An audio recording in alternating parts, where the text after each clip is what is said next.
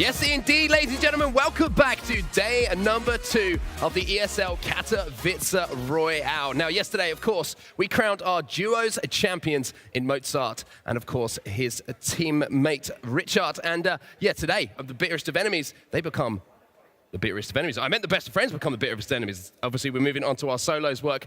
Gentlemen, welcome to the desk once again. We're kicking it off with Stress and Zacubus. As we say, yesterday was all about duos. We crowned our champion. Now it's all about finding our Polish solo winner. I don't know what's happened to me this morning. It's all right. It's a bit early for me, apparently. We're warming up. I mean, our duos got broken apart yesterday, so we're playing solos now today. Obviously, I was with Baller.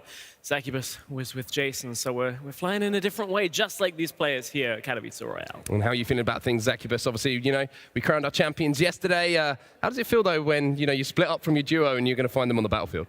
It's going to be a little bit hectic for these guys. I was looking at a lot of the player profiles, and not many are very confident in their solo capability. A lot of them prefer to play duos, so it's going to be fairly interesting going into this. But, you know, we had some standout performances yesterday from Vilku and Monk in particular. Very under the radar when actually they came second place, not actually getting a victory royale at all, but managed to, you know, squeeze in, sneak in here and there in those circles and picking up a load of eliminations. It was really funny. We got backstage just after mine and Baller's games, and Martin and Speedy were like, guys, we need to see Wilco, we need to see Monk, like they've been placing so well. So duos are gone, but there's always going to be that opportunity for a player to be in that top mix, always getting the points, even if you don't get a victory royale. Okay, well, gentlemen, of course, welcome to the desk. But again, we want to hear from you guys at home. We want you to be a bigger part of this as you possibly can. We had questions for players, we had questions for talent, and we want more of them today. So use that hashtag ESL Katowice Royale. Also, you can find us on Facebook. You can see the links down below. But, I mean, gentlemen, let's talk about the tournament today, because we kind of touched on it a little bit, obviously moving from duos into solos. A lot of money on the line once again. I mean, what's the mentality like for these players coming into today? I think today, we were discussing this a little bit before the show, I think it might be a little bit more passive, because duos, you always have your partner there, you get downed, you don't get eliminated right away. So I think some players may be a little bit more cautious, but then we'd never know what's going to happen. Will Tilted just kind of explode with 10 players competing over one area? That's the fun about solos, is it can be a little bit more loose at times. Yeah, I mean, there's always the fear of that heavy sniper just taking you out straight away, and it's nothing worse than, you know, your rotation and then bam, you're gone out of the game. You have to be incredibly paranoid at all times. You know, you can't relax for 1 minute in solos, and this is why people find it really high pressured, you know, and there's going to be a lot of panic, and there's going to be a lot of situations and a lot of reflex plays that you just blow your mind. Well, let's remind everyone at home, and of course us on the desk as well, exactly how the format is and what these guys are playing for as well, because, you know, there's, as I mentioned, still $50,000 is the prize pool for today, which is a decent chunk of change once again. But again, very similar to yesterday, 5 points for those eliminations, but just slightly different points as we go down the leaderboard for placements. Yeah, and part of that is because of the fact that duos, obviously, it's top 25 now. You've got 50 points that are actually listed of actually breaking into those placement point categories. So that's where I think we'll see the game slow down, is right around the time where you've got those first eliminations to take us down to 50, and then it'll speed back up. But as you said, 5 points per elimination. 65 points for the round winner is the big one, because that is a whole chunk of change when it comes to putting yourself at the top of that leaderboard. Okay, and obviously we have our schedule for today as well. As you saw there are going to be 7 rounds of action to bring you, much like we had yesterday. And again, same times. So if you were here yesterday, you know exactly what's going to be going down. Every single hour will be kicking off another round of play until you can see 7 there at the end, where we will wrap things up and we will crown our solos champion. I mean, that must be a lovely title to take, because it's all good doing it in duos, right? But you kind of have to share the accolade with someone. But when you stood there on your own and you get to pick up that trophy, it's got to be a pretty good feeling. Or is it just me? Zach might be the only one on this stage that's actually ever done that. So, hey, there we go. You tell us, how exactly does it feel? Well, I'd love to, but unfortunately my earpieces aren't working, so I didn't hear what you said. Winning a trophy, how does it feel to pick up a trophy? Winning a trophy. You might be the only one that's done it up here. It's incredible. I mean, what's not better than winning the grand prize, putting all your effort into something and being rewarded at the end of the day? I mean, it's mind-blowing when you get to that level. And, you know, there's nothing more rewarding when you're a kid, and a lot of these guys are, right? And they're going to go home and tell their mum and dad that they just won like 10 grand. you know? I can't look at you now without thinking that you're wearing a nice, lovely pair of earrings I know. there. It's a great look for you. Gentlemen, fantastic stuff. Once again, though, there's one man we've forgotten about again, and that's on me, so we have to bring him back into the show. Yesterday, he was copying what I'm wearing, so let's see if he's doing it again. Adam Savage, where are you, buddy? What are you up to? Mark Hatcher, the gift that keeps on giving. Thank you, mate. I'm actually down here right now in the free-to-play area. That's right, guys. Adam Savage here. I am your stage host at the course of this Katowice Sunday. This Royale is going to be absolutely incredible. The free-to-play area has actually been home to a lot of players, Fortnite fans over the last few days, competing here, playing together, hanging out, and just enjoying the community, which is such a superb one at that as well. I've actually commandeered a line right here as well, guys. As a multi-talented individual, I could burst into song, dance, moonwalks, backflips at any time. So, guys, back up, okay. Let's just take it this way as well. You can see behind me, guys, there's this amazing stage. If you missed it yesterday, this magnificent stage here is Tomato Temple. Look at it. It is unbelievable. It's mind-blowing. Both sides there are home to 50 players competing for that solos trophy. The audience now are filtering into the middle as well. And as you can see, slap bang in the middle of the stage, like a meteor has catapulted through the universe and landed here in Poland, our solos trophy. All day long, I'll be bringing you player interviews and presenting that trophy to our solos champion later as well. Cannot wait to get things started. Mark, back to you, buddy. Thank you very much, Adam. And it looks like the collar from yesterday has sort of seeped down his jacket and sort of taken over. So I love the jacket, buddy. You're looking really good. He's just trying to claim the print wardrobe for next week. I'm looking forward to if it goes all the way down tomorrow and his jeans are like, it's just full leopard print tomorrow. What you thought? We haven't got a show tomorrow, so I don't know what you're going to be doing. Oh, dude, I'm just hanging out with him. I mean, don't worry about it. I wonder how many leopards he's actually, you know. No. No. I'm pretty sure it's not. It's fine. Good. It's fine. He hasn't. I mean, Savage is in the name. I'm just saying. That's a good point. That is a good point. All right, let's talk about the guys that we've got involved in the tournament yesterday. You touched, Zacubus, on some of the players that went under the radar a little bit in the duo. So tell us a little bit more about them and if you're expecting them to come out hot in the solos. Well, Vilko and Monk in particular, they were doing incredibly well, really getting to those late game situations very easily, getting a lot of eliminations and, you know, having that high skill there in terms of mechanics and being able to avoid people, and also they seemed very confident in their fights because they were going out more for elimination play rather than necessarily placement, going by the performances. So that is going to be super interesting to see those two spike up on these ladders. But, you know, there's still a couple of, you know, big names out there. Tajovsky, again, he's looking to redeem himself. He had one hell of a day yesterday, not very pleased with his results, and I'm sure he's going to be pushing himself for this one as well. You can see all of the players that are going to be competing, obviously, today in our Polish event. And is there anyone that you're looking at from yesterday, maybe that is more of a solos player than a duos player? Because there was a couple of guys up on the desk, and one of them was saying, you know, he's looking forward to the solos in particular. For solos, I want to see Noisy play. Not that I think that there was anything wrong with the duo with Lothar, but I certainly think Noisy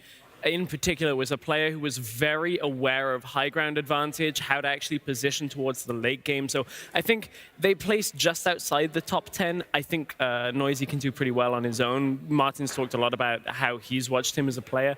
Another player that I think, or two players that will do well, we saw Advice and Precious yesterday put up some pretty good performances. I want to see how they can do on their own as well, because those are two names that I think are going to keep coming up again and again. For sure. I mean, they got 2 victory royales yesterday, clutching in those end games as well. Spectacular stuff from the low ground, I might add. Advice doing some crazy work there. And as you were saying with Noisy, I think, you know, watch his game that he played in which he won. Yeah. You know, a lot of 2v1 situations from that high ground, and he is sorting it out no problem. And he knows when to go for those positional plays. He's got that down to a T. Now, one question I wanted to ask you, Zacubus, is there any players here that you're aware of who are looking forward to the solos maybe more than the duos? Or is it a case of us, once again, just waiting to see who kind of sort of pops their head up to be considered as one of the players who's going to be picking up that title?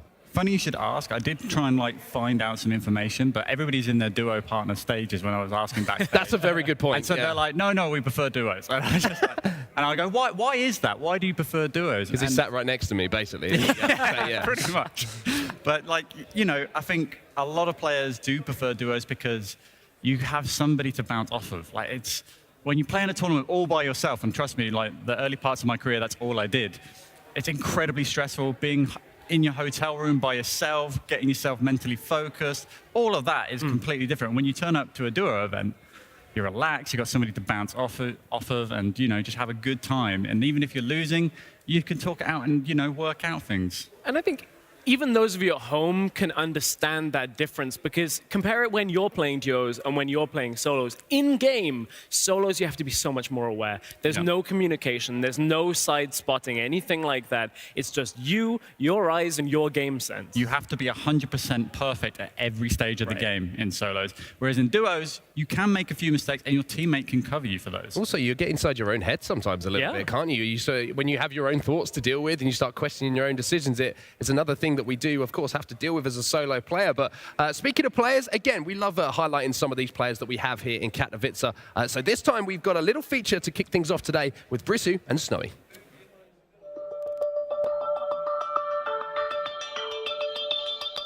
Znajomy po prostu zaprosił mnie do gry, podchodziłem do tego sceptycznie. Była taka opinia, że to jest gra dla dzieci i w ogóle spodobało mi się, byłem w tym na początku całkiem niezły. Co prawda Fortnite był troszeczkę inny, na początku grałem, czyli sezon pierwszy. Zaczynałem w ogóle od innej drużyny całkowicie, takiej z kolegami. No i to się przerodziło powoli w pasję, potem to była już moja praca i jestem tu, gdzie jestem teraz. Po prostu uzależniłem się od tej gry. Miała to coś, czego szukałem od dawna w grach. Kiedy był ten moment, żeby przejść na e-sportowy tak jakby poziom? Szczerze to nie wiem. To stało się tak samo w sobie nagle, nawet o tym nie myślałem. Według mnie w naszej grze do poprawy jest... Zawsze coś się znajdzie tak naprawdę. Są drobne elementy, czyli tam lekka poprawa mechaniki, game sense, decision making. Zawsze jest coś do poprawy. Żeby być lepszymi w Fortnite staramy się przede wszystkim integrować ze sobą i próbować siebie zrozumieć. Jeżeli coś nie wyjdzie, próbujemy to sobie wyjaśnić. A nasz styl gry opisałbym coś jak rzeka, czyli taki spokojny, ale kiedy trzeba, to potrafimy kogoś zmieść. Według mnie nie ma jednej rzeczy, która sprawia, że jest najważniejsza w Fortnite. Tak naprawdę wszystko składa się na jedną wielką całość. Zawodnik Fortnite musi być wszechstronny tak naprawdę. Nie jesteś w stanie jedną umiejętnością zrobić wszystkiego. Według mnie najważniejszym aspektem Fortnite'a jest sztuka przetrwania. W końcu o to chodzi w tym trybie i w tej grze, żeby po prostu przetrwać do samego końca.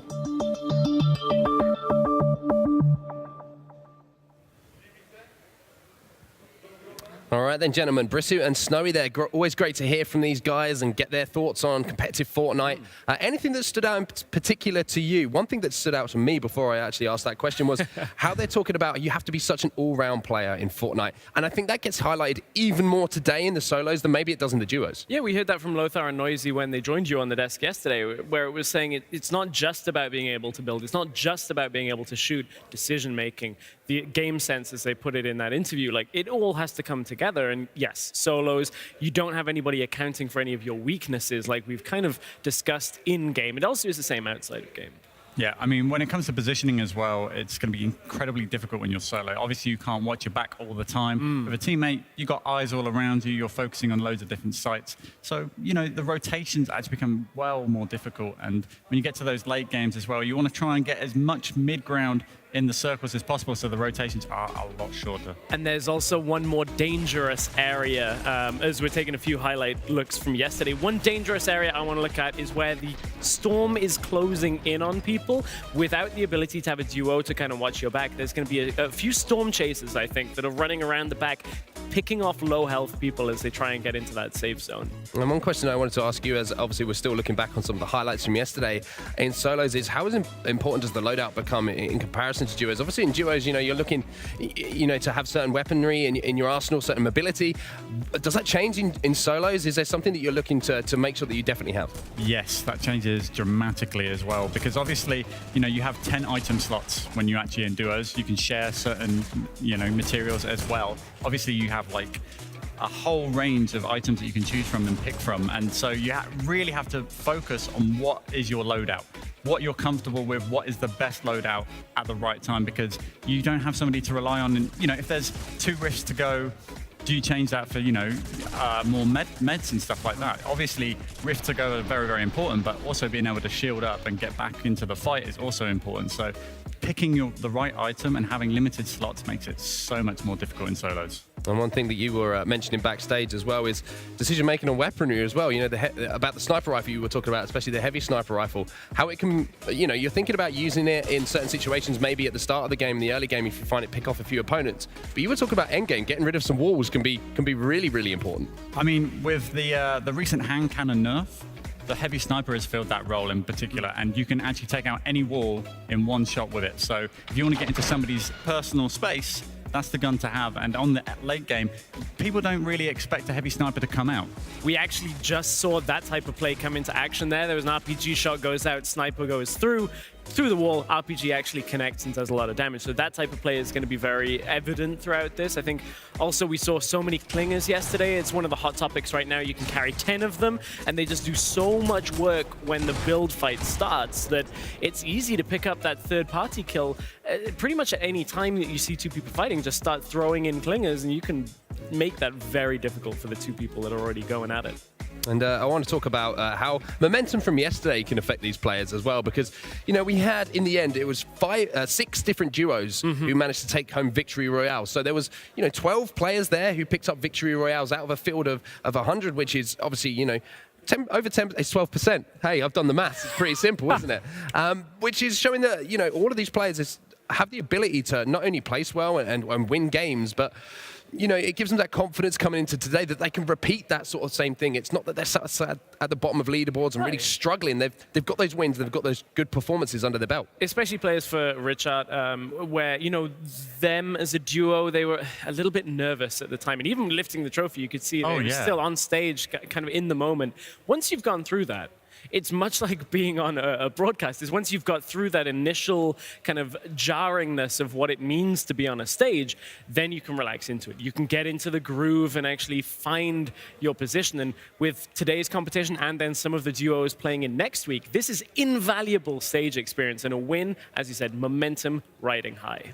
It all depends on the players really as well, because I've done tournaments where, I've played a team game and I've gone into a solo game afterwards and, we've won the team game. But then I'm so relaxed, too chillaxed, in fact, and so confident that I go into the situations all wrong in my head when I go to the solo events. And so you've got to watch out for that a little bit. You can be complacent when you're just riding off the back of a massive win. Well, speaking of wins, there's one man who's sat down with the trophies at the moment, I believe. He's keeping guard of them. Adam, are they still there? Are you doing your job properly? Yeah, I hope so. Thank you very much, Mark. Yeah, I've just actually watched back your comments about my jacket earlier on. Guys, savage by name, savage by nature. I got to flex, man. I got to flex. I'm here center stage where I'm going to be later on with player interviews, but also wanted to show you guys up close and personal this incredible trophy as well. It's here for our solos champion later on. He'll be lifting that at some point throughout the course of the day, but who is it going to be? Let us know on social media as well. But it's going to be right here, slap bang in the center of stage. While I'm here as well with the trophy, there's 2 guys I want to point out to you as well. These amazing llamas. Check this out over here. These are amazing. What do you guys think? The audience, would you like to have one of these in your homes? Yeah? There's like 3 nods. Fine. They're pretty big. I was going to sit on one, but it looks a little bit too unsturdy. I'm quite heavy. I probably would break it. But these guys as well, a bit awkward. Both have worn the same outfit to the same party, which is... never mind. We've got loads more coming your way. Really, really excited, guys. We are moments away. This is going to be great. For now, though, let's head back up to Mark, back up to the boys. Thank you, Adam. Imagine wearing the same thing. How embarrassing would that be, hey? Not like that happened yesterday. Next show, it'll be a llama print. You did tomorrow as well. I know. Back for that one, yes. I might wear a leopard. Do you know what? I'm not going to tell you what I'm going to wear for when we for next weekend. He'll figure it out anyway, man. That's true, actually, yeah. That actually makes me think about how he's finding this information out. But anyway, let's talk about today. Let's talk about favourites. We've touched on a few players. Who do you think is going to be up there in the running towards the end of the day? My gut instinct is Precious. Precious and Advice. Even in the last game, they put up like 6 kills in the last zone, and I think they're really strong when it comes to those situations where it's basically do or die. And in the moment where you have to just make a snap decision, that's where I think they showed the best. So that's where my prediction is going. But with 100 players, there could be somebody who faltered all day yesterday just because duos isn't their format. We might get a complete wild card that we didn't really see at all come through. For sure, and I expect, there's some popular names that we talked about yesterday, and 2 of them would be Skix and Whopping. They were doing very, very well. They made a reasonable finish, I think about 7th place there. So they were, in the runnings for a lot of the time, and they're very well known in the Polish community and have been doing very well across other tournaments as well. So these are 2 people to look out for coming into this as well. Well, good news, gentlemen, and good news for everyone at home as well. It looks like the battle bus is off. It's flying across the map. It looks like we're ready to get into our first game of the day. Gentlemen, I'm going to leave it in your very capable hands to kick things off today. Take it away. We've loaded up, we've already thanked the driver, and we're dropping in for round 1 of the ESL Katowice Royale Solos competition. Let's take a look at where people are going to end up dropping. We're on with Sumeru to start things off over at Snobby Shores. Now, a really important thing in solos is that it's all about loot density. Like, there's a lot more people fighting over one area to try and get all of that loot. That's very true. I mean, we got 3 people landing in Snobby Shores right now, and you have to be incredibly careful. I mean, that drop was a little bit high too as well. A big name's already gone. Taboo in the action feed has already been eliminated from this game. He was the winner of Game 1 yesterday, and now one of the first people eliminated. Advice, this is one of the people we talked about. He's got himself a driftboard, that scoped revolver as well. So, has a bit of that long range, has that mobility, and maybe we'll see the first Stormwing action. This is very interesting. This is an incredibly long drop coming in there on Lonely Lodge, but as we flip over to the action in Retail Row, we can see how scattered these players are across Retail Row. They don't want to get into a fight, and there's 5 people there. That is going to be a hot spot of action pretty soon, I'm sure. And Happy Hamlet here. Tavoski landing here by himself. Kutaban in the corner as well, number 85. A total of 3 people down in Happy Hamlet. As you said, 5 in Retail. There are a few condensed areas. Butchered that intro. Christ. Yeah. Absolutely butchered the intro. And Shaz doing some really, really unique work there, coming in, farming up as fast as he can. Yeah, farming up, and as this action goes through, Boblik, we're now over at Dusty Divot. Oh, shotgun connects. Now they move onwards as we're on with Riltai. Riltai had a pretty good performance yesterday. Riltai absolutely smashed it yesterday. Absolutely smashed it with Icefire. Did a crazy clutch play with the minigun as well. So see how he takes down. Oh, he gets eliminated with a pump to the face. In fact, it was attack. Nicely done. Great patience there from Shaz, waiting for the edit play, and then bam, straight in there. Yeah, Shaz ended up picking that one up, and now we're over towards the south side of Tilted for now. This is one of those hotspots that I was thinking might be a little bit more action, but there's only 2 people remaining in Tilted. You can see J-Ball BTW has 1 elimination to his name, finds himself a compact SMG as well. This is one of the things I think we might see more often in solos, when people are running multiple shield potions here. He had 7 mini shield potions, just to make sure in any of these quick exchanges, like this as Cubas ends up taking a bit of damage. There's a rift. It's going to follow. Just top up those shields to keep yourself healthy. He's going to follow Fixter here. He's hungry for this. He's weak. Hasn't got much to his name with that silence SMG and that pump. Trying to get as much distance as he can, but Cubex in the background chasing. Ooh. Boohoo here and Dyla right on top of each other. Dyla took the worst end of that trade. No health or shields left, and he's trying to just get that high ground, maybe looking to replace. But here we go, off on the run towards the top of the area. Ooh, Klinger, it's on his gun! Oh, the Klinger's gonna go off, and actually Boohoo ends up getting eliminated by his own Klinger. My God. Oh my, that was just insane. Just going in. He knew he was already gone.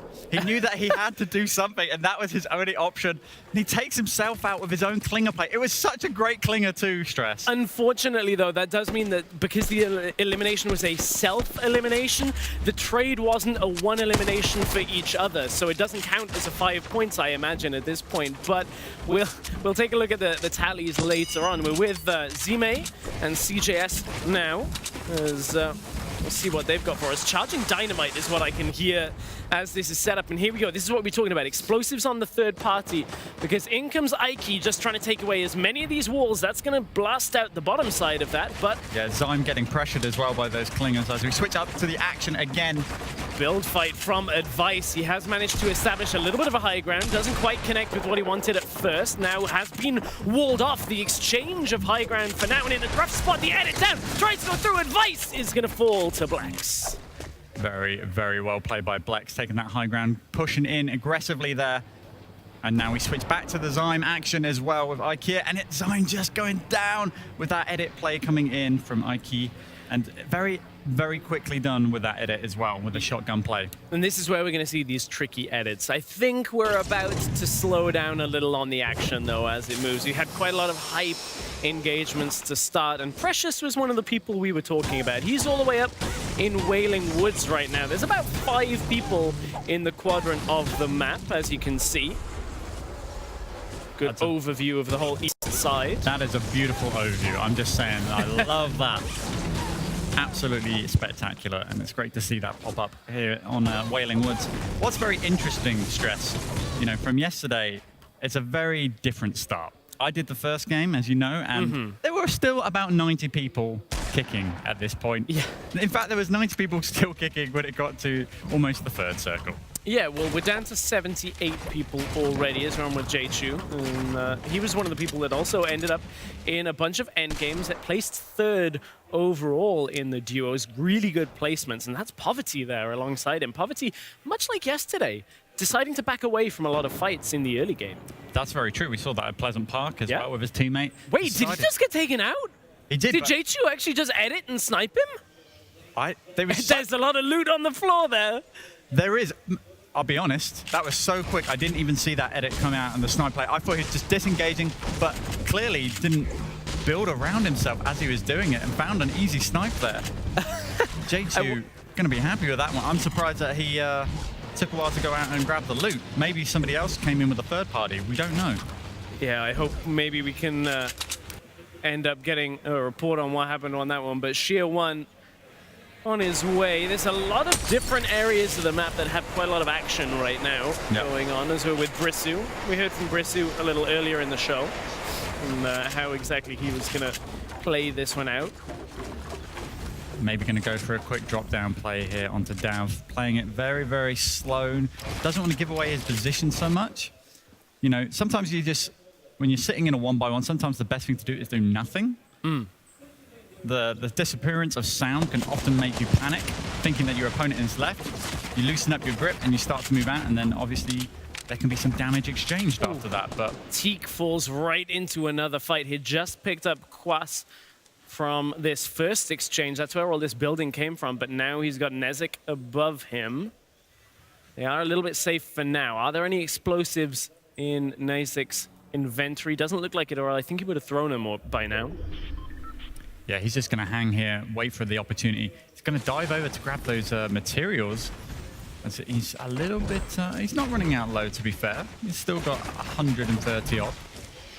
But he wants to hold this position against his opponent as long as possible until the mistake of rotation comes out. They're not actually in the circle, so they do have to rotate. That's a bit excessive on the building front, but I think he's just reinforcing it just in case somebody else wants to, you know, come in with some splodes in the background. But I think it's slightly unnecessary just wasting a few mats there. But feels like he's got an awkward inventory setup at the moment. Had the blue grenade launcher, a gray AR, and a blue pump. So he does have that mix. But he's got moves with this combo stress.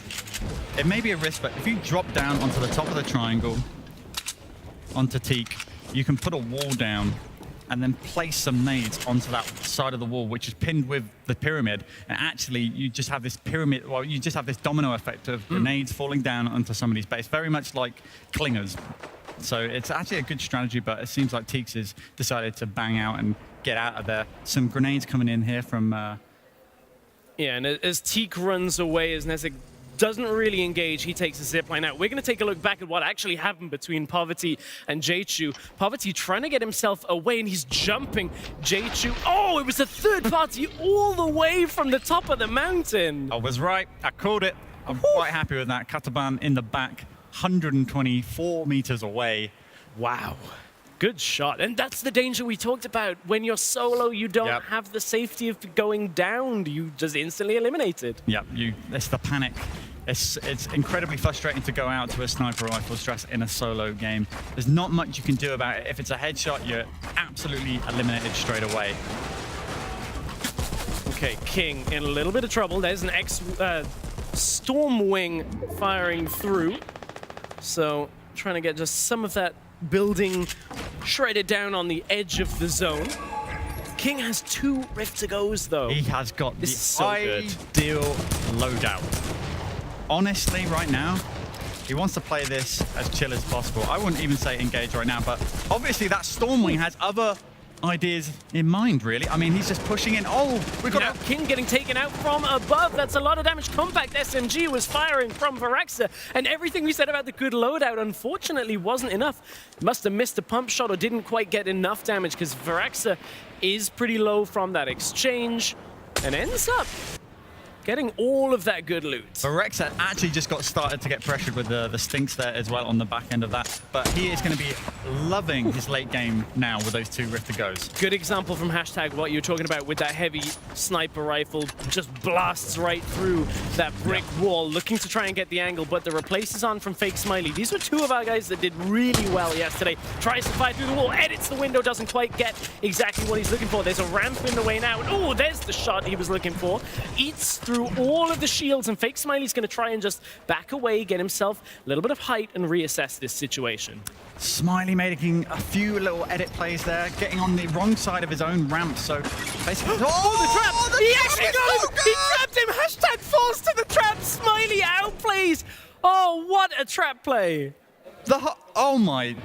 What happened at the start of that fight wasn't going in favor of Smiley at all. To turn it around so hugely like that with the BM trap play. Oh my God, that is incredible turnaround. I mean, Smiley was on the back foot. He had to go for the high ground. He did that incredibly well, Stress. Made a really quick decision. He was in a tough spot with his own ramp, and then suddenly, bam, out comes the build, does the quick 90s, gets the top ground, and of course, his opponent thought, he's so low, I can just finish this quickly. I'm gonna ramp up, but that was when the trap was sprung, Stress. Oh, that was exactly what we wanted to see. Fake Smiley getting himself all the way out of a bad situation.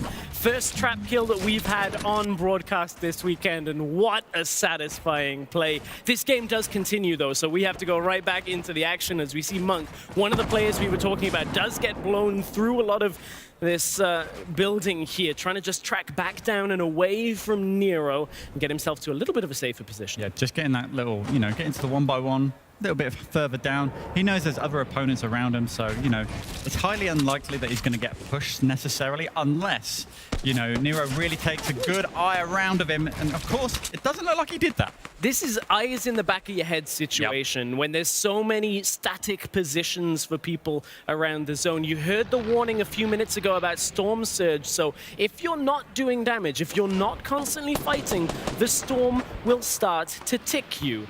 And that is what's forcing a lot of these engagements early on. Look at the names here: Nero, Precious, Monk, Venox, Sake. So many of these big players from yesterday all in one area. That was very interesting from Monk there. I'm a little bit concerned there for Nero, because obviously he got hit a couple of times and Monk's gone, I heard that. Is my opponent low now? And he started to gain ground in towards the build, started taking out a few walls and replacing them, making sure that he's got some edit plays to work with. But whether he pushes that aggression, we'll have to wait a little bit later to find out. Kezi up on the back hill.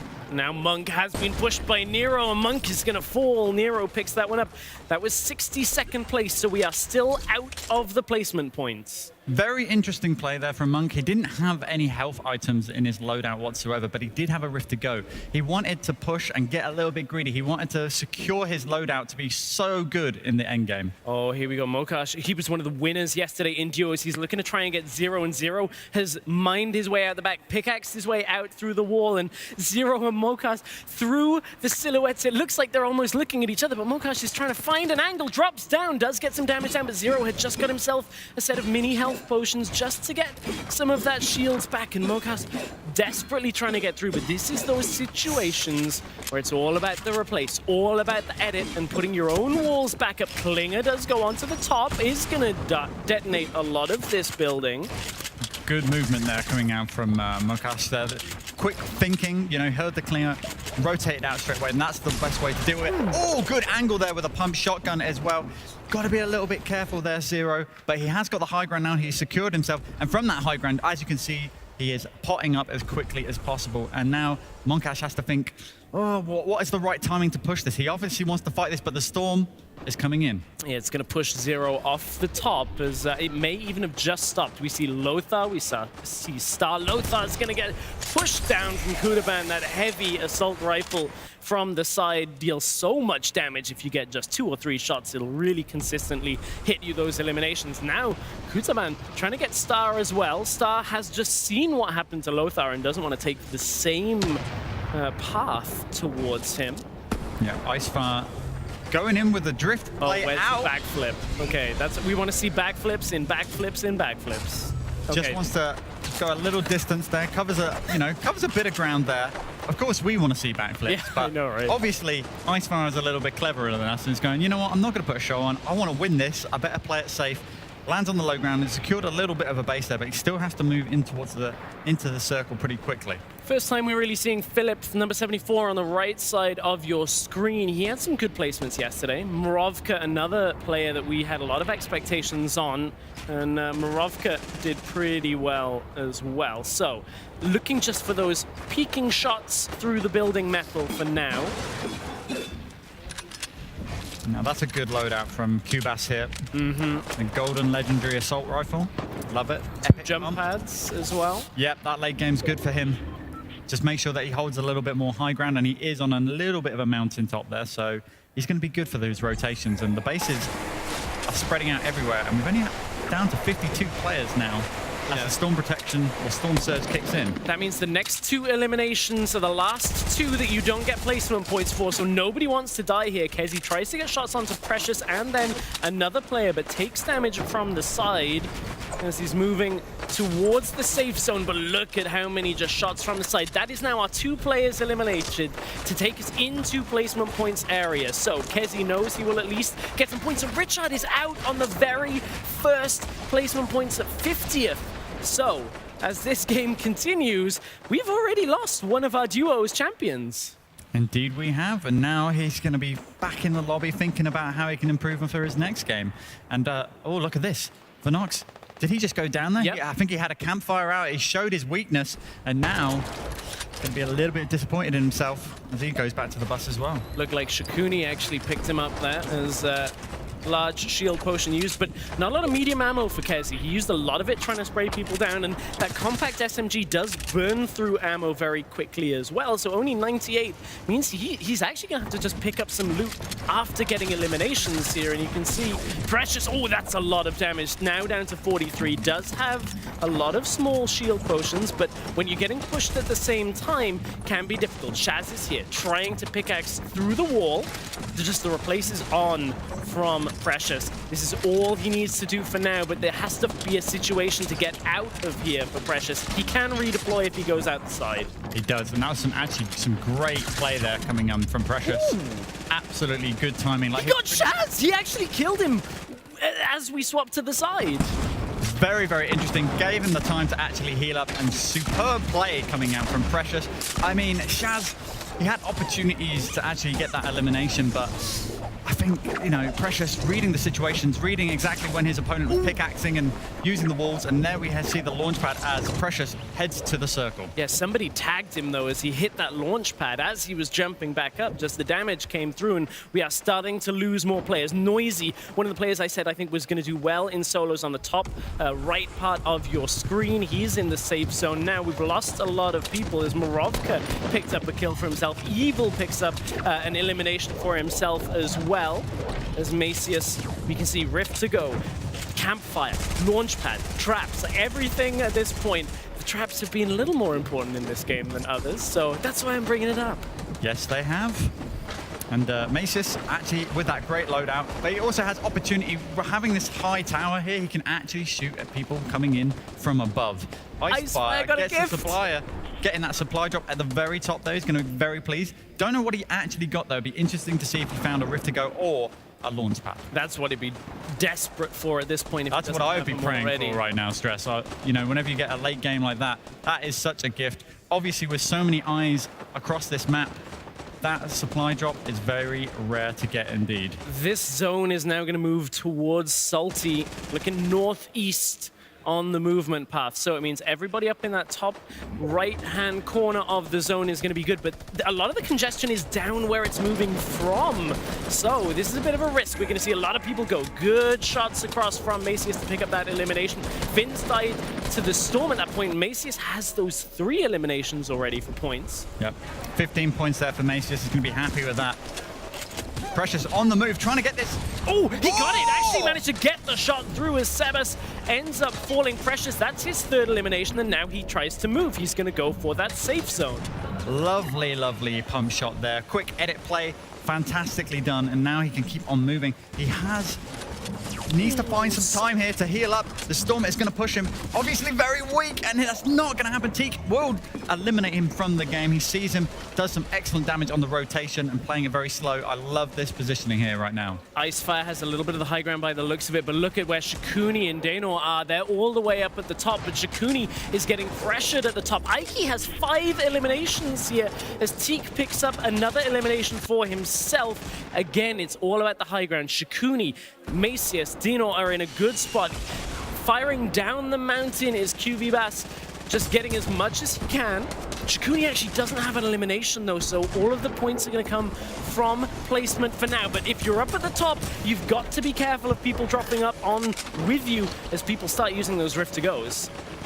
Shakuni in a great position to actually do some more damage from up there. Just got to be careful of his, make sure to keep an eye on his mats, see what he's running out of.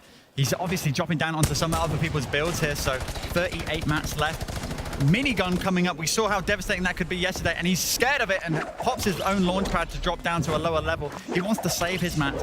Good move there, and he still should be able to capitalize on the high ground. He's looking for an opportunity to drop down onto Mozart here. Yeah, we're down to 7 people, but he's got to avoid that first exchange as Evil was up there as well. Evil's going to drop down. That's Mokash gone from this. Icefire is there. QLN is there, and they've Rift to go back up, so constantly juggling, drops into the Rift. Great play before it ends up expiring, and we've got 6 players left. Most of them are in the sky. Everybody using that Rift to go to reset themselves, try and regain the high ground. Macius is going to have a bit of a problem here. Oh, a lot of damage onto QLN. And I think Macius took damage down as we swapped away from him as well. Yeah, lost so much health before that shield kicked in that now any time in the zone is going to be able to take him out. Icefire drops through the top of the sky as well. And this is just such a juggle, such a recycle. Down to 4 players left as Varaxa, one of them, is going to take a lot of damage in that trade. But Macius ends up dying to the zone. That's the one we were talking about. 3 players left in this end game. Varaxa, actually remember from the very early game, he got those 2 Rift to Goes in that fight, and now it's paid off so dramatically. Evil's going to drop in. Varaxa is on low health. Shakuni full health. This is a tough situation for Varaxa to be in, and if he doesn't get some kind of healing, some kind of good position, he's going to end up caught in the storm. Minigun will start to fire out, but remember that overheat. You cannot just keep going. Varaxa is down to Shakuni. 1 versus 1. It's Shakuni versus Evil. Minigun's going to get it. Shakuni does end up taking this game and game 1 of the Katowice Royale solos. Oh my god, Stress. Shakuni coming out huge there. Absolutely massive. I cannot believe that. Very well played. Very interesting play as well. Varaxa, early we saw in that game, having those Rift to Goes very early on. He managed to steal them from one opponent at Salty Springs and, managing to get to the top 3 as well. But, some interesting names to see there. So Evil, Shakuni, and Varaxa coming out on the top 3. Gentlemen, the minigun reigning supreme at the end game once again. What a finish that was, and what a first game that was to kick things off here for the solos action. Shakuni taking home the first victory royale of the day. But some pretty exciting plays in that one that I want to certainly talk about, and I'm sure that you two are absolutely desperate to talk about. Should we talk about Smarty's trap play? Oh, it was beautiful. Oh, I want to see that again so many times, as again and again and again. Really solid play, but I think Shakuni is where we have to stay for now, at least, because there was a lot of placement points he picked up, obviously from placing late in the game, but he didn't get eliminations until that final zone. So I want to see whether that is Shakuni's playstyle every single game, or whether that's just the way the game played out, because sometimes you just don't find those kills early on. He went for the high ground very early on. Yeah. And he managed to maintain it for the entirety of the game. I think one of the standout points there as well, he saw an opportunity. Everybody was using a Rift to Go. Right now, he could have kept building out to the circle, but he decided, you know what? I'll be the last person to hit this rift. Everybody's diving into it. If I dive in last, then obviously he's going to have the pick of the choice when he's coming back down for that high ground. And he was able to re-secure his own high ground without spending any of his materials. So incredibly smart, quick thinking, and I mean, very, very impressed. And obviously, we have the replays coming in for our first game of the day. And there were some very impressive plays. Obviously, we're seeing a lot more action in the solos. And there it is. Kill. Oh, drops him in, gets the trap. Smiley was so on the back foot as well. It's so great to see him come out on top of that as well with some quick thinking and some brilliant trap play as well. Mocos had a pretty good game as well. Pretty good start to the game. Obviously, one of the players who excelled in the duos yesterday as well. But I mean, as I said, a lot more action in the solos today. A lot more sort of individual moments to shine, and we've seen that already in the game number 1. But again, you know, Zakibush, you were talking about the importance of loadouts towards the end of the game, and that seemed to be something that really did come into play. Well, the thing is, what was very, very interesting to see, as I was saying with Varaxa, like, if he didn't go for that aggressive play in the sort of mid-game, there's no way he would have made a top 3 placement. Those 2 rifts to go secured him there, no problems, no hassle. He could use that and have the time to actually, you know, get health up as well if he got into any pinches as well. So very, very smart to go that aggressive very early on, pick up some nice early points, but also get the most ideal loadout for the late game. Okay then, ladies and gentlemen, that is going to do it for our first game of the day. Shikuni takes home the first victory royale of the day. And surprise, surprise, you know what's coming next after game number 1, don't you? Game number 2. We'll be back right after the break.